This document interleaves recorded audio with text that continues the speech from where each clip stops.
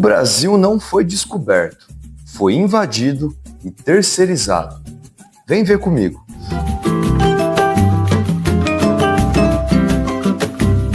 A solução portuguesa para colonizar sem gastar dinheiro real foi genial no papel. Dividir o território em 15 faixas e entregá-las a 12 nobres, que eram donatários. Eles teriam que custear tudo e receberiam um poder quase total, fundar vilas, cobrar impostos e escravizar indígenas. O resultado, dos 15 lotes, a maioria falhou em menos de 20 anos. Os motivos foram vários. Alguns donatários foram ficando sem capital, ou sem coragem de atravessar o Atlântico. Sim, houveram pessoas que receberam terras do Brasil e nem vieram buscar. Outro motivo foi a grande dificuldade da comunicação entre Lisboa e as capitanias. Demoravam meses para que uma resposta chegasse de Lisboa. Além disso, é muito importante lembrarmos, houve uma resistência indígena brutal.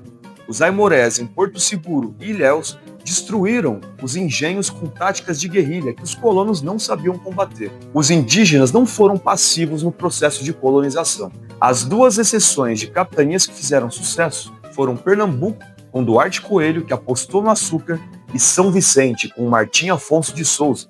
O açúcar provava ser o caminho, mas sem coordenação central, o projeto não se sustentaria. Dessa forma, em 1549, Portugal admitiu que a terceirização havia falhado e mandou Tomé de Souza com uma missão: fundar Salvador, a primeira capital da América Portuguesa, e centralizar tudo.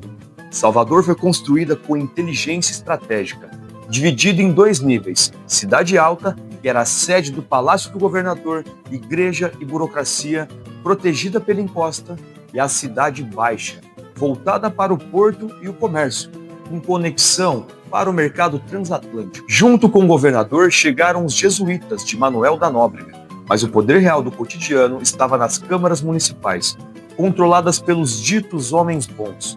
Essas pessoas acumulavam funções administrativas, judiciais e também fiscais. Essas câmaras eram o patriarcado rural em forma da lei. Sobre o processo de colonização do Brasil, 3 autores definem como podemos entender esse período. Para Caio Prado Júnior, o Brasil nasceu como projeto de exploração. Não havia intenção alguma de se construir uma sociedade em território brasileiro. O nosso país servia apenas para que as riquezas fossem extraídas e levadas para a Europa. A plantation, grande propriedade de monocultura escravista, não foi um detalhe, foi um molde imprescindível da desigualdade e que persiste até hoje de outras formas. Sérgio Buarque de Holanda, ele compara o colonizador português ao espanhol. O espanhol planta cidades no interior com um traçado geométrico bem rígido, impondo ordem sobre a natureza.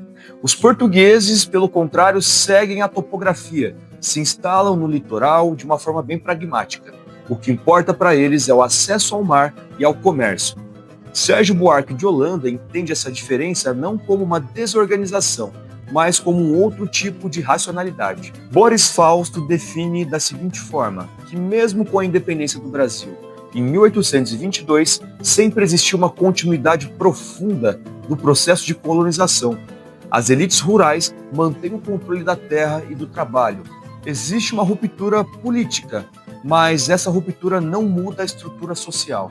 É possível dizer que Portugal protagonizou um processo de globalização, uniu continentes e desenvolveu conhecimentos imprescindíveis que ajudaram a mudar o mundo. E fundou aqui um território que não foi descoberto, foi invadido e construído por uma engenharia de poder. A herança que fica é uma economia baseada na exploração, na grande propriedade e na escravidão. E esses ecos, a história e os historiadores ajudam a decifrar. Se você gostou desse vídeo, curta, comente, se inscreva, compartilhe, dá aquela forcinha pra gente. Muito obrigado e até a próxima.